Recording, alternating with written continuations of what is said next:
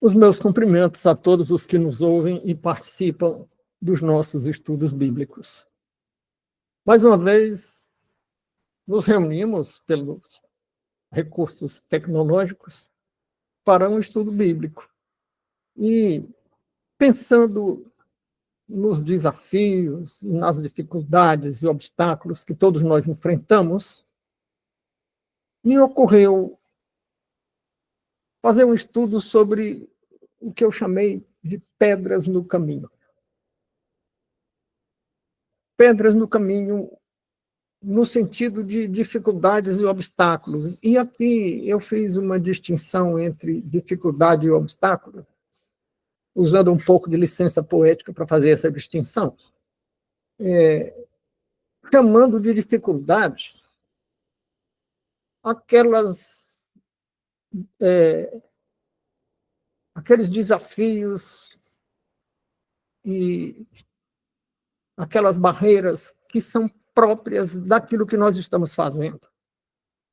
E eu pensei assim, vou chamar de dificuldade o que é próprio de um tipo de trabalho ou de propósito. Digamos, alguém quer se profissionalizar e terá que fazer curso. E durante o curso terá que superar algumas barreiras, alguns obstáculos, algumas que eu não vou chamar aqui de obstáculo, vou chamar de dificuldade. Outra coisa são as barreiras que não são próprias daquela atividade específica. Um aluno que está se profissionalizando, fazer uma prova, e uma prova que pode ser difícil, é uma dificuldade, mas não vou chamar de obstáculo, porque é inerente à profissionalização. Agora, vou chamar de obstáculo os acontecimentos fortuitos, que não são próprios do caminho de quem segue um determinado objetivo e pretende alcançar uma determinada meta. Digamos, o estudante que sofre um acidente e quebra a perna durante um curso. Isso vai dificultar a caminhada do estudante. E isso não é uma dificuldade própria de quem faz um curso. É um acontecimento fortuito, que isso é que eu vou distinguir chamando de obstáculo. Então, nós temos dificuldades e obstáculos, e essas dificuldades e obstáculos estão aparentemente crescendo muito. Mas sempre teve dificuldade e obstáculo.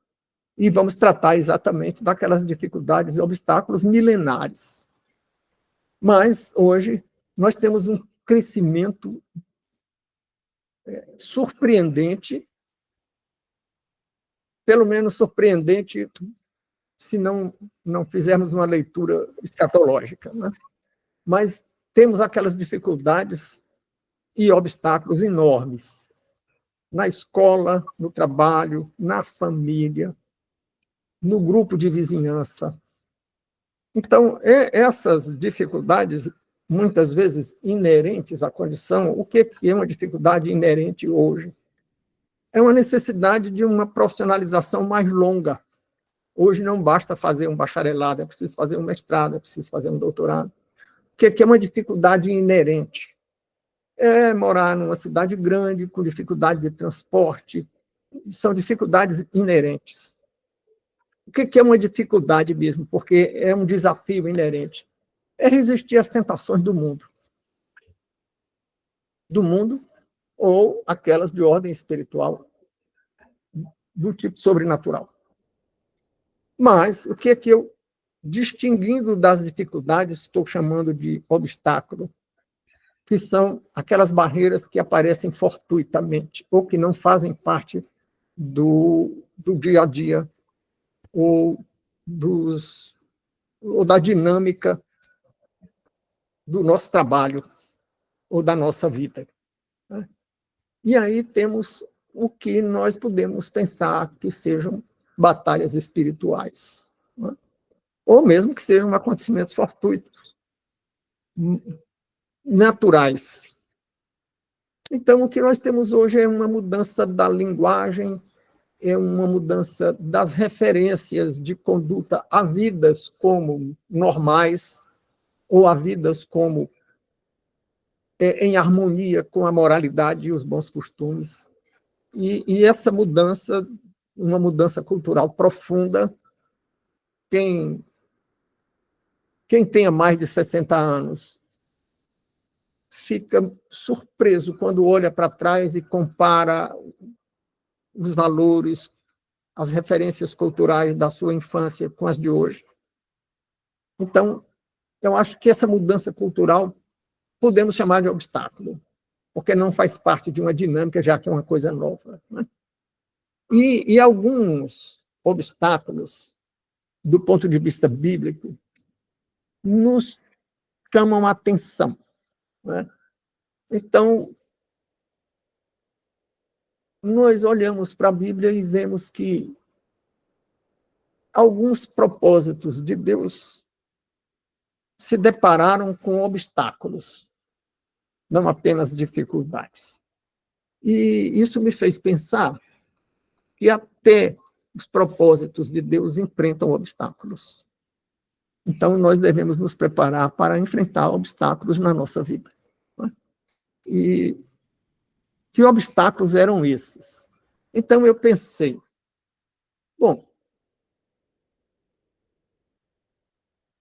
havia uma promessa de Deus feita a Abraão, de que da descendência dele seriam abençoadas todas as nações. Em algumas versões da Bíblia diz todas as famílias da terra. Família aí, certamente, no sentido de nações, ou de etnias, ou de povos, ou de raças. Né? Bom, além disso, havia uma outra promessa, que a descendência de Abraão seria incontável, que naquela figura de linguagem do tipo hipérbole, o Senhor, ou o anjo do Senhor que fala com Abraão, diz, olhe as estrelas do céu. E eu imagino um céu estrelado numa zona rural, sem nenhuma luz elétrica, naquela noite escura, e sem nenhuma nuvem, porque é uma região desértica. Quantas estrelas se pode ver? Né? E a promessa é que a descendência de Abraão seria incontável como as estrelas do céu. Em outra ocasião, é uma referência às areias. Né? Seria incontável como os grãos de areia. Mas surgem obstáculos. O primeiro obstáculo é a esterilidade de Sara. Ora, se a descendência de Abraão deveria ser tão numerosa, e ele já não era jovem, e também Sara já não era jovem, o primeiro obstáculo é a esterilidade dela. Como ter uma descendência tão numerosa? E Sara reagiu de uma maneira muito humana, que é uma forma de reação que muitas vezes nós temos. Ela como que duvidou, né? Ou perdeu as esperanças. E aí sugere que Abraão providencie uma descendência com a escrava. Né? Mas vamos ver aqui,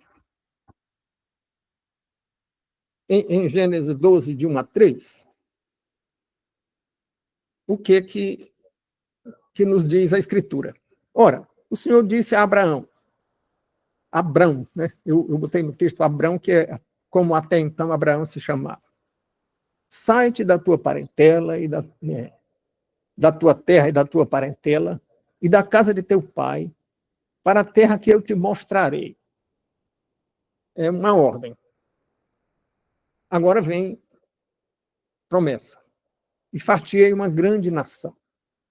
E abençoar-te-ei, engrandecerei o teu nome, e tu serás uma bênção. E abençoarei os que te abençoarem, e amaldiçoarei os que te amaldiçoarem. Bom, agora vem uma segunda promessa. A primeira era transformá-lo numa grande nação, abençoado. E aí vem, e em ti serão benditas todas as famílias da terra. A versão que eu usei aqui diz família. Outras versões dizem nação, ou povos, etnias. Bom, era uma promessa. Mas Sara era estéril. É o primeiro obstáculo. Então, não nos admiremos quando enfrentarmos dificuldades e obstáculos nas nossas caminhadas, porque até Abraão e Sara enfrentaram obstáculos. Até o plano do próprio Deus enfrentou obstáculos. Lá estava Sara estéril. Então, Sara até então se chamava Sarai. E eu dizia há pouco, Sara como que desesperançou-se, perdeu as esperanças, ou duvidou da promessa, ou não teve paciência de esperar e se antecipou.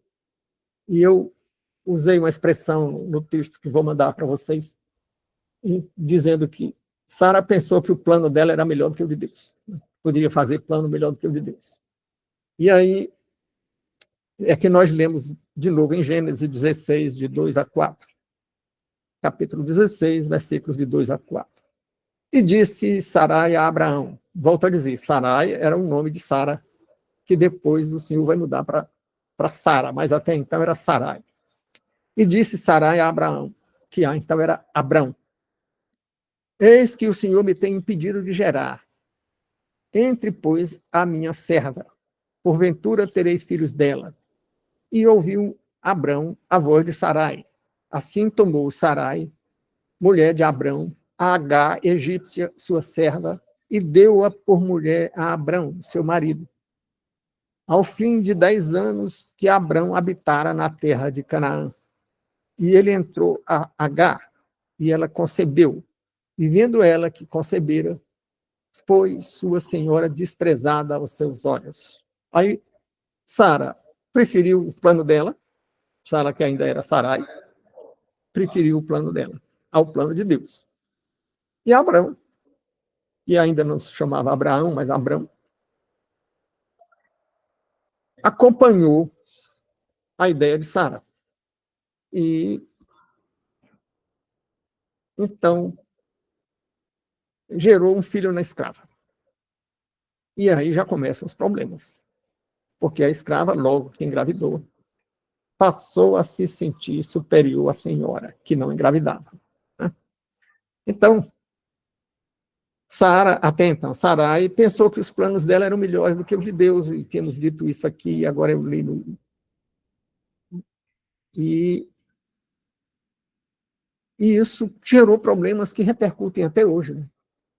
Porque o filho da escrava, Ismael, deu origem aos árabes, que até hoje conflitam com Israel. Então, quando a gente troca os planos de Deus pelos nossos, a gente certamente não está fazendo uma boa troca, porque os planos de Deus são melhores do que os nossos.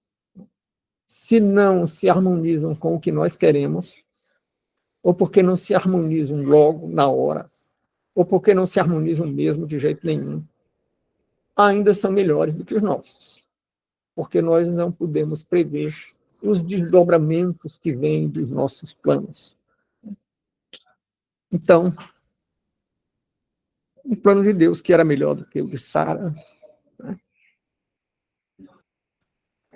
é mantido pelo Criador. O Senhor ratifica, confirma, reafirma a promessa. E nós vemos isso lá em Gênesis 18, capítulo 18 de Gênesis, nos versículos 10 a 14. E disse o anjo dizendo, né? Certamente tornarei a ti por este tempo da vida. Ou seja, o Senhor voltaria a visitar Abraão, né? E eis que Sara, tua mulher, agora ele já chama Sarai de Sara, né? E eis que Sara, tua mulher, terá um filho. E ouviu Sara à porta da tenda que estava atrás dele. E eram Abraão e Sara já velhos e adiantados em idade. E já Sara havia cessado o costume das mulheres. Assim, pois, riu-se Sara consigo, dizendo, terei ainda deleite depois de haver envelhecido, sendo também meu senhor já velho? E disse o Senhor a Abraão: por que se riu Sara, dizendo: na verdade gerarei eu ainda, havendo já envelhecido? Haveria coisa alguma difícil ao Senhor? Ao tempo determinado, tornarei a ti por esse tempo da vida, e Sara terá um filho. Então o Senhor repreendeu Sara, porque duvidou da promessa, dizendo que, sim, era difícil uma mulher idosa e já depois da menopausa, né, porque havia cessado o costume das mulheres, ter filho. Mas que não há nada difícil para o Senhor. E reafirmou: você espere que você vai ver. Né? Então, o cumprimento da promessa é conhecido de todos. O Senhor prometeu e todo mundo conhece a história que Sara realmente engravidou. E aí nasceu Isaac. Né? E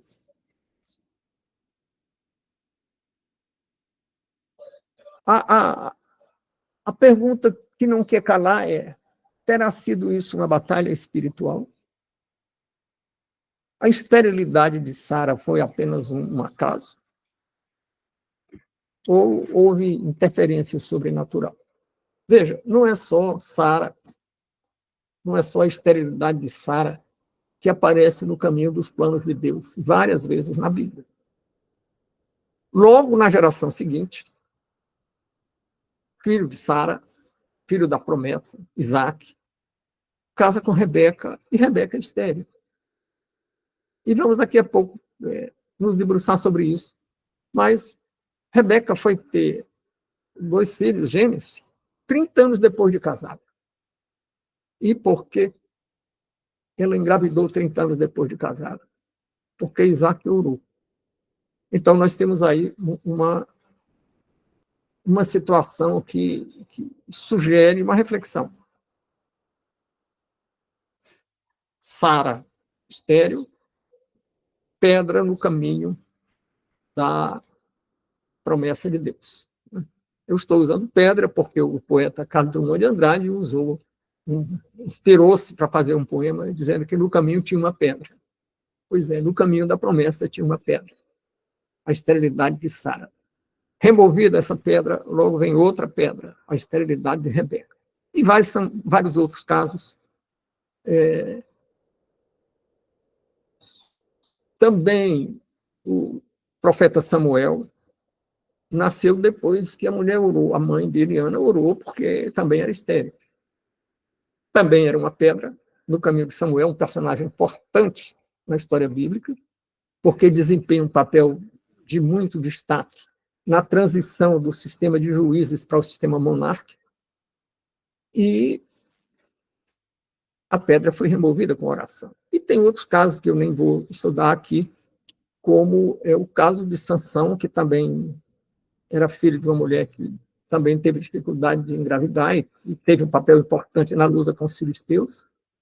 E mais adiante, lá no Novo Testamento, aquele que iria clamar no deserto, anunciando a chegada do Messias, João Batista, também demorou muito a nascer e a mãe dele já era velha quando o anjo anunciou e o pai dele duvidou, e porque duvidou ficou mudo durante algum tempo, porque foi outro obstáculo da mesma natureza. Promessa, o agente da promessa não pode nascer porque tem uma pedra no caminho, e a pedra no caminho é a esterilidade da mãe. E a pedra é removida, e é removida com oração. Então, vamos ver logo o caso de Rebeca. Né?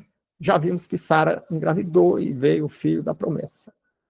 Já vimos que a tentativa de construir o seu próprio caminho resultou no problema que foi o nascimento de Ismael, filho da escrava, e vimos que isso trouxe problemas, e problema de longa duração. Mas, Rebeca, né? A promessa de descendência incontável, e dessa descendência vir a bênção para todas as nações, dessa descendência todas as nações seriam abençoadas. O que significa isso? Que o Messias viria da descendência de Abraão. Né? E está lá em Gênesis 20. Aliás, Gênesis 25, 20. E Isaac, da idade de 40 anos, quando tomou a Rebeca, filha de Betuel arameu de Padã Arã, irmã de Labão arameu, por sua mulher. O Rodrigo Silva diz que o estilo bíblico não é bom, o estilo literário, né? Na verdade, essa passagem bíblica pode ser simplificada dizendo que Isaac tinha 40 anos quando tomou Rebeca por mulher. Né? Casou muito tarde? Não para a época. Né? Nós vemos que outros casamentos eram mais ou menos nessa idade ou até mais tarde, durante um certo período da antiguidade. Né? Então, casa com Rebeca. Né? E esse casamento, certamente, fazia parte de uma dinâmica que levaria ao cumprimento da promessa de que a descendência de Abraão seria incontável, como as estrelas do céu ou a areia das praias do mar. Né? Mas Rebeca, como havia acontecido com Sara, Rebeca, como dizíamos há pouco, também era estéril. E aí nós vamos ver em Gênesis 25. 25 é o capítulo, e 21, que é o versículo. Abre aspas. E Isaac orou instantemente. Instantemente, aí, numa linguagem que já não é muito coloquial, significa dizer insistentemente ou constantemente. Né? E Isaac orou instantemente por sua mulher, porquanto era estéril. E o Senhor ouviu as suas orações. E Rebeca, sua mulher, concebeu. Então, aí nós temos que a mulher era estéril, portanto, havia uma pedra no caminho. Isaac orou, e orou instantemente. A sua oração foi ouvida, e aqui, ouvida no sentido de atendida, e Rebeca concebeu. A oração foi ouvida, e a pedra do caminho foi removida. Né? Então, temos um exemplo de pedra no caminho, que agora, diferentemente do primeiro exemplo, quando Sara duvidou da promessa e procurou substituir o plano de Deus pelo seu próprio plano, providenciando um filho através da escrava, um filho para Abraão, Isaac não tomou esse caminho, nem Rebeca. Isaac preferiu orar e esperar. E esperou 30 anos. Quer dizer, casou com 40, 30 anos depois, Rebeca concebeu. Então, Isaac já tinha 70 anos. E aos 70 anos, ao tempo de Isaac, certamente as pessoas eram mais vigorosas, mais jovens, né? Porque Josué, séculos depois, com 80 anos, ainda era homem de guerra. Ainda ia para frente de combate e usando a espada com 80 anos. Né? Então, mas de qualquer maneira, esperar 30 anos é uma longa espera. E essa espera denota paciência. Né? E lá no Novo Testamento, vamos ver a relação que há entre fé e paciência. Então, Isaac não vacilou na fé. Perseverou durante 30 anos. Isso nos diz muitas coisas, porque quantas vezes nós oramos por algum objetivo e aparentemente não ouvimos nenhuma resposta. Aparentemente só temos silêncio. E devemos ter em mente que, quando oramos, podemos ter uma resposta imediata. Né? Existem situações na Bíblia em que a resposta é imediata. Mas também podemos, digamos, entre aspas, ouvir o silêncio, ou ter o silêncio como resposta durante muito tempo. Né? Um exemplo disso, por exemplo, é a mãe de Agostinho de Hipona, que também orou há mais ou menos aí uns 30 anos pela conversão dele. Depois de 30 anos de oração, ele se converteu. Então, perseverança. Fé para ter esperança e com esperança, paciência, com a paciência, perseverança. E com essa fé e perseverança e paciência, Isaac seguiu por um caminho que não lhe trouxe problemas, diferentemente da conduta de sua mãe, Sara, e seu pai, Abraão. Né? Porque aí Sara escolheu o próprio plano e Abraão seguiu. Então, não vamos isentar Abraão de responsabilidade nos problemas que foram semeados junto com esse filho da escrava, né? Junto com Ismael. Então, temos mais uma vez uma pedra no caminho dos planos do próprio Deus. E uma pedra no caminho era a dificuldade de nascer um agente dos planos de Deus. Porque Deus nos usa como agente dos seus planos. E Isaac seria um agente da multiplicação da descendência de Abraão. E houve dificuldade para Isaac nascer. Depois, os filhos de Isaac seriam agentes da multiplicação da descendência de Abraão e do cumprimento da meta de que o Messias viria da descendência de Abraão. Então, essas duas promessas foram duas vezes, numa sucessão imediata de uma geração para outra. Essas duas promessas foram obstaculadas ou obstaculizadas, como alguns querem que se diga, pela esterilidade de duas mulheres, primeiro Sara e depois Rebeca. Mas não são os únicos casos de pedras no caminho do nascimento de um agente da realização dos planos de Deus. E nós vamos ver que séculos mais tarde, um agente dos planos de Deus também não podia nascer porque a mãe era estéril. É o profeta Samuel.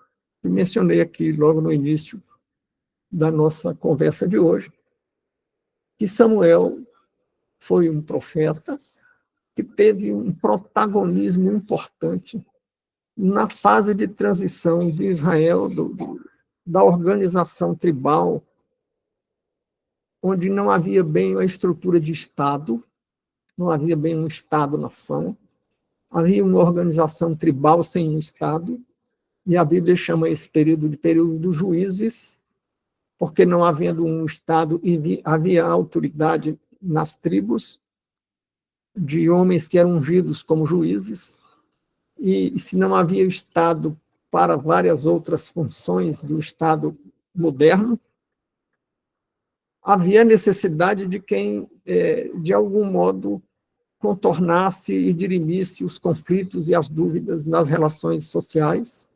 Então, haviam juízes. Mas o crescimento do povo hebreu criou uma complexidade das relações sociais e havia conflito com os povos vizinhos e havia a necessidade de uma estrutura de defesa. Então, surge a necessidade de Israel passar para um tipo de organização estatal, de ter um Estado-nação, uma organização política que controle um território, organização política de um povo que controle com soberania um território. E isso se dá da formação tribal mediada por juízes para a formação do Estado monárquico. E quem atua nesse momento é o profeta Samuel. Está lá no primeiro livro de Samuel. O problema para Samuel nascer. De novo, tinha tido problema para nascer Isaac. Tinha tido problema para o nascimento de Esaú e Jacó, filhos de Isaac e Rebeca. E agora estamos vendo o problema para o nascimento do profeta Samuel. Porque a mãe dele, Ana, era casada com um varão que tinha duas esposas, e Ana era uma delas, mas só Ana não tinha filhos. A outra esposa tinha filhos. E, de certo modo, tripudiava de Ana, porque Ana não tinha filhos. E Ana se sentia muito amargurada por isso. Embora o marido tivesse muita consideração por ela, porque a Bíblia diz que ele o amava, ela chorava amargamente porque não tinha filhos. E em determinado momento ela nem quis comer, porque não tinha filhos. Mas quando vai a Jerusalém, vai ao templo, ora. E ora sem pronunciar palavras, mas ora falando sem emitir som, e a boca se movia. E o sacerdote viu aquilo e pensou que ela estava embriagada. E foi dar conselhos a ela que não abusasse do vinho. Mas ela estava mesmo, era orando. E nós vemos lá em Samuel, no primeiro capítulo, do versículo 1 ao versículo 11, toda essa narrativa que eu resumi aqui para vocês. Né? Então, o que nós vemos é que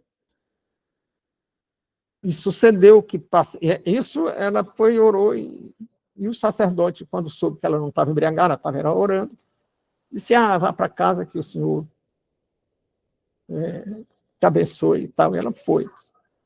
E o que nós vemos no final desse trecho do primeiro livro de Samuel abre aspas, e sucedeu que, passado algum tempo, Ana concebeu e teve um filho, e chamou o seu nome Samuel, porque dizia ela: o tenho pedido ao Senhor. Então, o nome Samuel teria relação, o significado do nome Samuel, com o fato dela ter pedido esse filho ao Senhor. E não apenas pediu, mas fez um voto que não raspariam a cabeça do menino e que ele seria dedicado a servir a Deus. Né? Então, quando o menino cresce, ela manda ele, ainda criança, manda para ele ir viver no templo, viver com os sacerdotes. Né? Então, nós vemos que Samuel quem vai ungir o rei, vai criar o primeiro rei de Israel, vai ungir Saul e vai advertir o povo. Olha a importância dele como profeta, vai advertir o povo: olha, vocês não vão por esse caminho. E ele faz advertências sobre o perigo que era ter um Estado, ter um poder político, porque esse poder político a lógica do poder é se expandir, e em vez de ser um poder controlado pela sociedade, passa a ser um poder que controla cada vez mais a sociedade. Ele diz isso. Eu nem citei no trabalho a advertência dele, porque seria um desvio temático, mas ele diz que o Estado, vocês querem um rei? Pois é, o que é que o rei vai fazer? O rei vai tomar parte das riquezas de vocês, vai tomar os filhos de vocês. Então, e isso se confirma depois. Né? E ele, que tinha ungido Saul, vai ungir também Davi, que vai ser o sucessor de Saul, agora sim, porque ele tinha dito que eles deviam ter esperado, Israel devia ter esperado, mas o povo pediu um rei. E aí temos uma lição importante, porque o povo pediu e foi atendido. E o povo pediu algo diferente do plano de Deus, assim como Sara preferiu o seu próprio plano, que foi providenciar um filho para Abraão com a escrava. O povo de Israel prefere o seu próprio plano, pedindo logo um rei. E o profeta tinha dito que eles esperassem. Né? Mas já que eles queriam, o Senhor deu um rei a Israel. Né? E aí, de novo, nós vemos que o plano de Deus é melhor do que o das criaturas. E não deu muito certo o rei que o povo quis, Saul. Mas a lição é que o Senhor pode atender pedidos, embora esses pedidos não sejam dos planos dele. Muitas vezes nós dizemos assim, que oramos que seja a vontade do Senhor. Sábia sabe a condição. Ah, Senhor, eu te peço isso, se for da tua vontade. Mas ele pode dar também o que não é da vontade dele. Está aí, deu um rei a Israel antes da hora. Porque a hora seria quando Davi estivesse pronto. Mas Davi ainda era menino nesse tempo. Né? Então, o Senhor, cuidado com o que a gente pede, porque pode não estar nos planos do Senhor. E não estando nos planos do Senhor, não vou dizer que seja um desastre, mas certamente não será melhor do que seriam os planos do Senhor. Não será melhor e nem será igual. Então, o que aconteceu com Samuel? Samuel ouviu as orações de Ana e sucedeu o quê? Passado algum tempo, Ana concebeu e teve um filho e o chamou de Samuel, porque dizia que ele, dizia ela, o tenho pedido ao Senhor. Então, temos um primeiro exemplo de uma pedra no caminho do plano de Deus com Sara, um segundo exemplo com Rebeca e o terceiro exemplo agora com o próprio povo de Israel. Eu nem incluí aqui a dificuldade do nascimento de Sansão, que a Bíblia nem diz o nome da mãe dele, só diz que ela tinha dificuldade de engravidar. E, de novo, temos o mesmo caso de uma oração que o Senhor atende e ela engravida.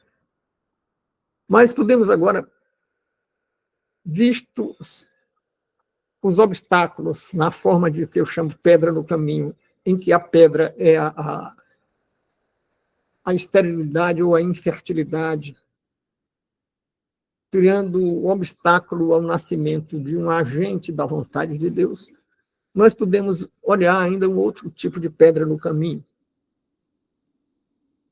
que é a matança dos agentes, ou a tentativa de matar o agente da vontade de Deus depois que ele nasce. Né? E aí temos o caso de Moisés. E Moisés, de novo, vai ser um agente dos planos de Deus. Qual era o plano que deveria ter Moisés como agente de Deus, como sujeito ativo da realização do plano de Deus? Era libertar o povo hebreu do cativeiro no Egito. Bom, para libertar o plano de Deus no cativeiro do Egito é que o Senhor escolhe Moisés. E o Senhor escolhe as pessoas. Ah, estou falando aqui de eleição determinante? Não. Tem uma parábola em que o Senhor faz umas bodas e convida a elite do lugar e ninguém vai.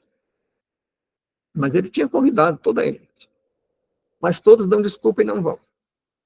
Então ele chama as pessoas socialmente desimportantes. Então ele chama aquelas pessoas que estavam à margem da economia e da política e do prestígio na sociedade. E elas vêm. Então, o Senhor chama, mas não obriga. Né?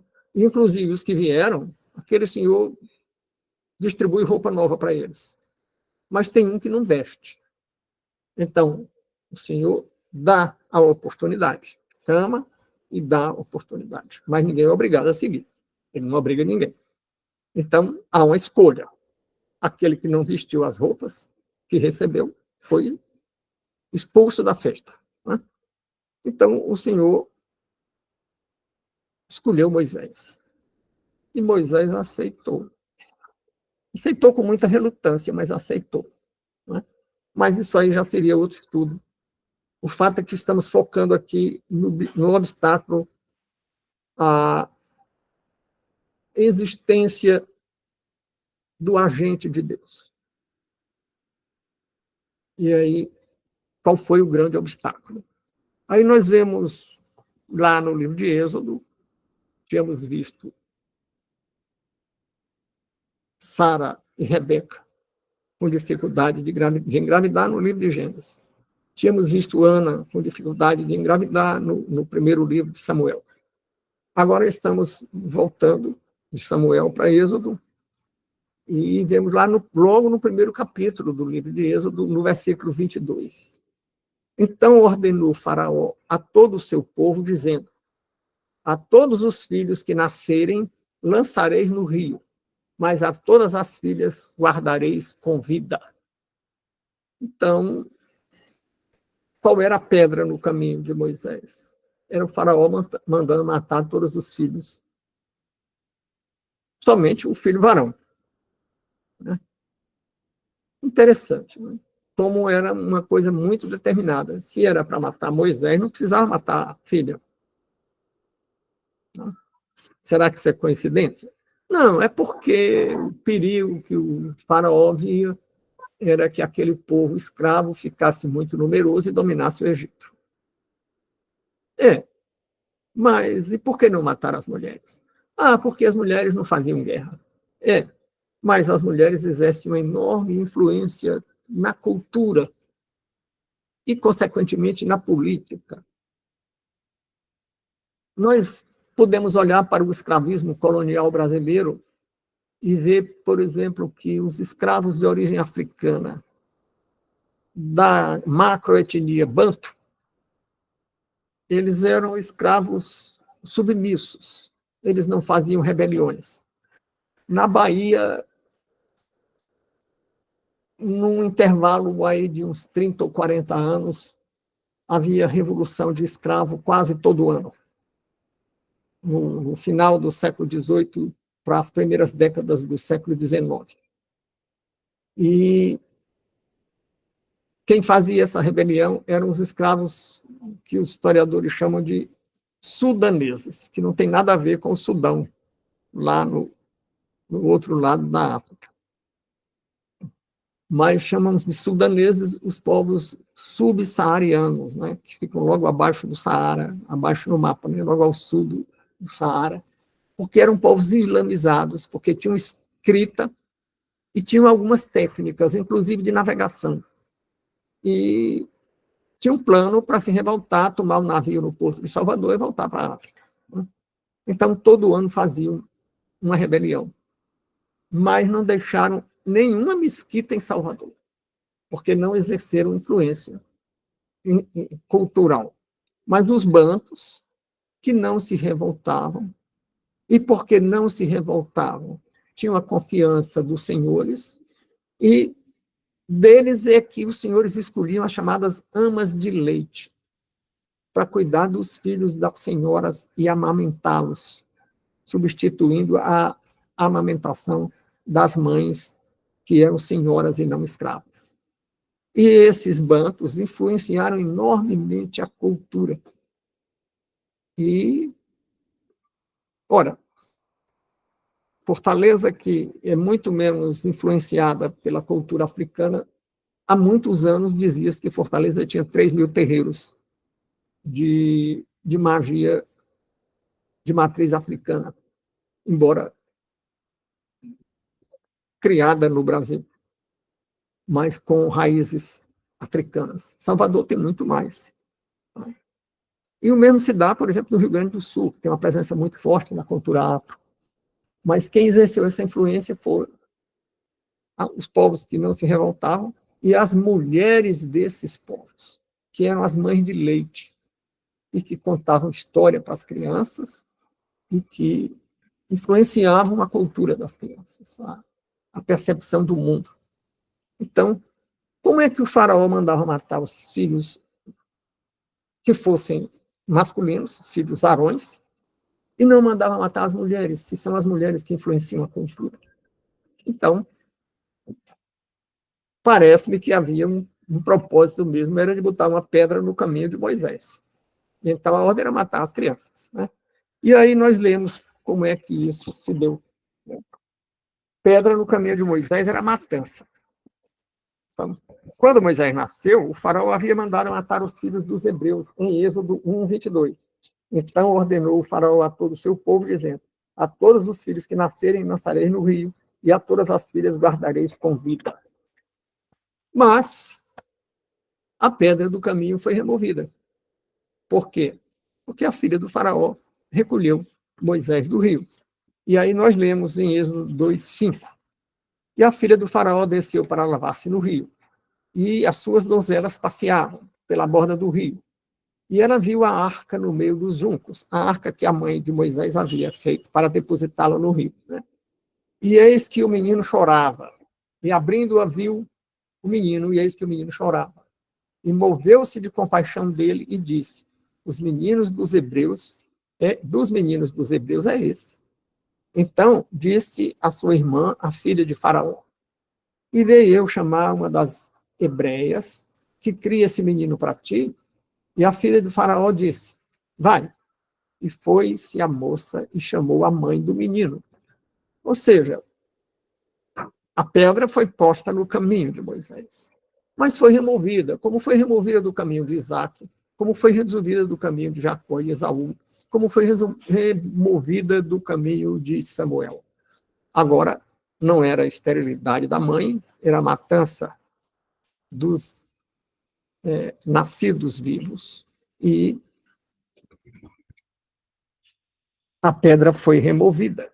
Nós vemos também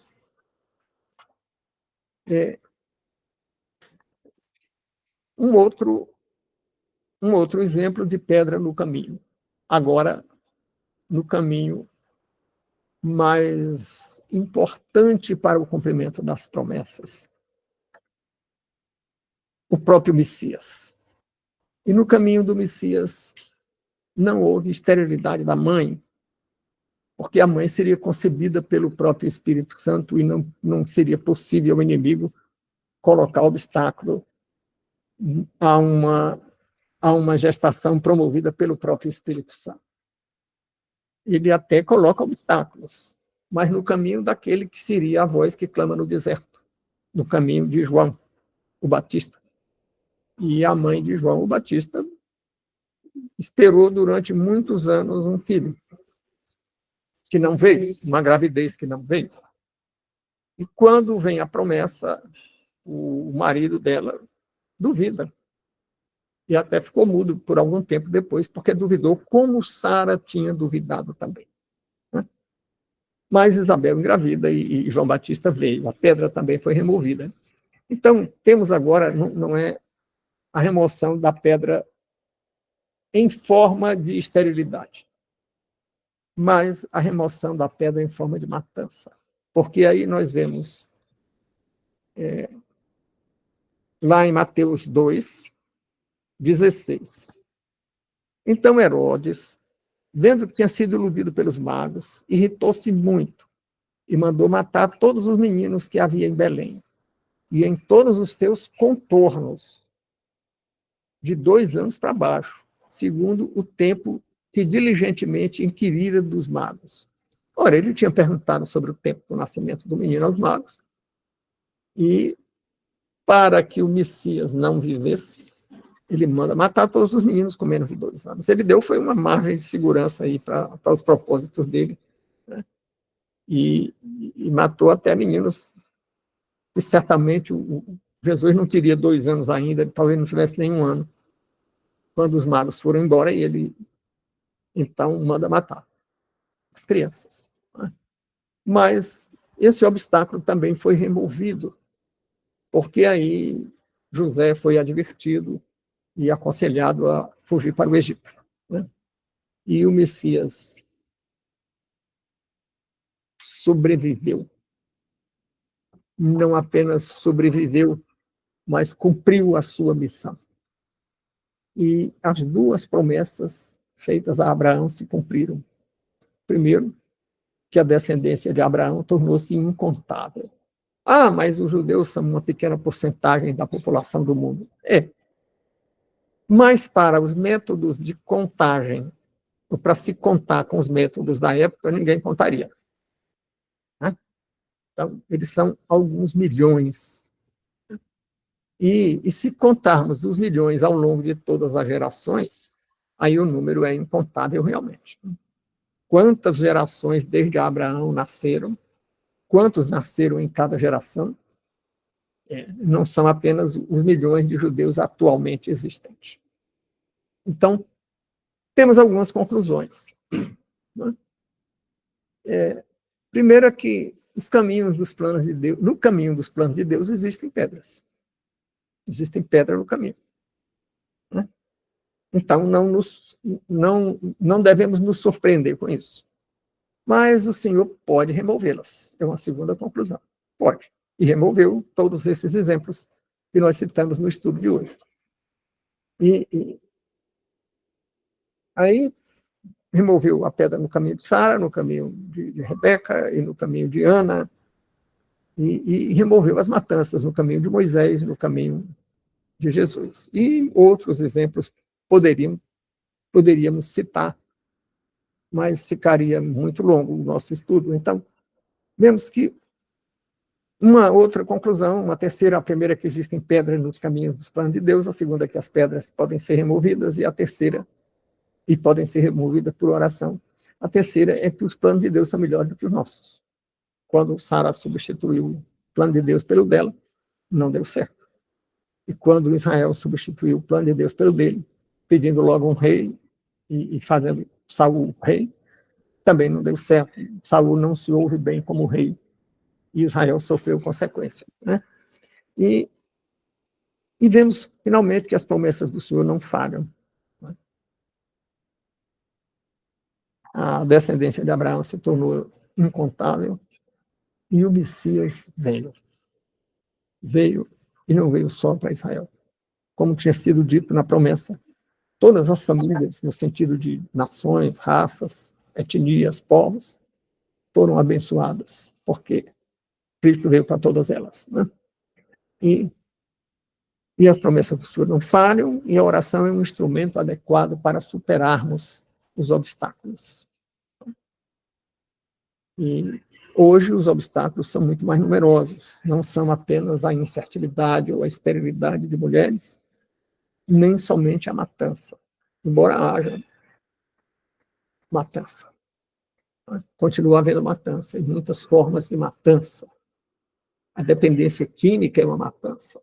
Muitos morrem em consequência da dependência química, seja das drogas ilícitas, as drogas psicoativas ilícitas, seja das drogas lícitas. O tabagismo é uma droga lícita, que gera uma dependência química muito poderosa. A dependência química do tabagismo, da nicotina e de muitos outros elementos presentes no tabaco, no cigarro de tabaco,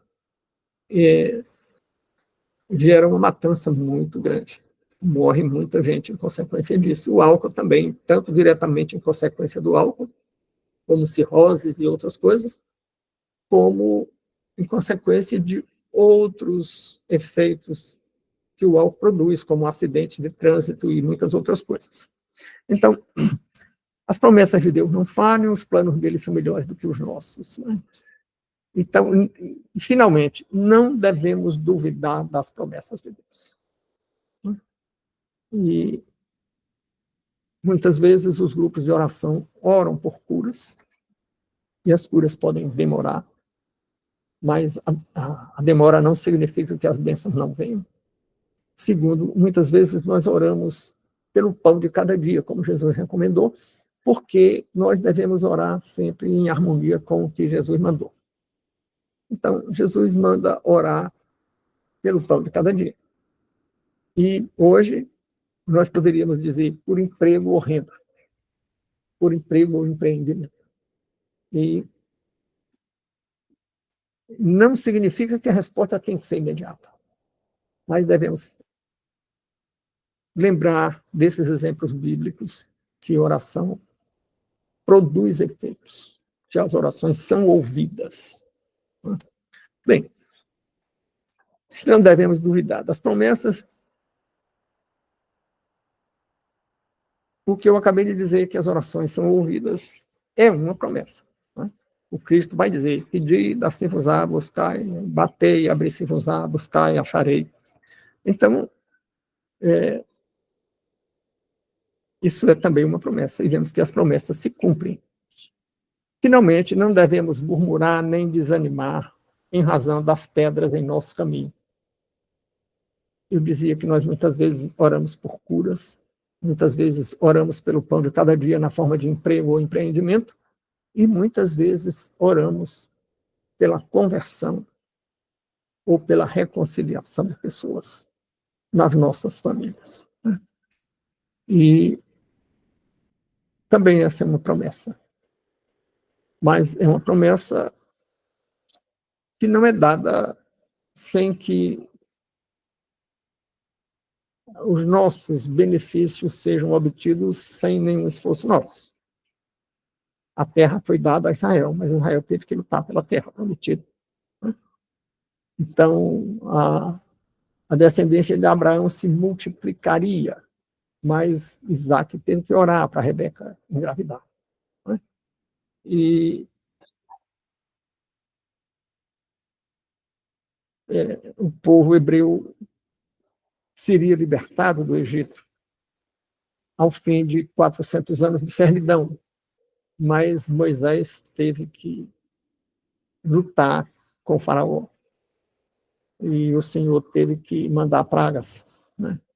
Então, devemos lembrar que devemos remover as pedras do caminho à nossa frente, orando, perseverando. E se é assim, devemos lembrar que as promessas são cumpridas e que as orações serão ouvidas, é uma promessa. E, finalmente, não devemos perguntar por que comigo? Quando enfrentamos a adversidade, às vezes somos tentados a perguntar: mas por que isso aconteceu comigo? Principalmente aquelas pessoas que se consideram fiéis a Deus. Logo comigo, que sou fiel a Deus. A pergunta não deve ser essa, porque Jesus advertiu: na vida tereis tribulações. A pergunta deve ser: por que não comigo? Se acontece com tanta gente, por que eu deveria ter o privilégio de estar acima das adversidades? Não foi assim com Moisés. Ele teve que ser posto no rio, e teve que passar em 40 anos no exílio, e teve que peregrinar 40 anos no deserto, e não entrou na terra prometida. Não foi assim com Sara, que teve que esperar muitos anos e tropeçou ao tentar providenciar um filho para Abraão através da escrava. E não foi assim com Isaac, que teve que esperar 30 anos. Então, a pergunta deve ser: por que não comigo? São as nossas reflexões que não pretendem exaurir o problema das pedras no caminho, mas que pretendem ser uma degustação do problema das pedras no caminho, para que nos alertemos e nos debrucemos sobre as Escrituras e oremos para entender o problema e saber nos conduzir em relação a ele. Muito obrigado pelos que nos ouviram, aos que nos ouviram até o fim, e que deem o seu like, e que compartilhem, e que participem enviando perguntas ou comentários, ou ainda testemunhos. Muito obrigado e até a nossa próxima reunião de estudos.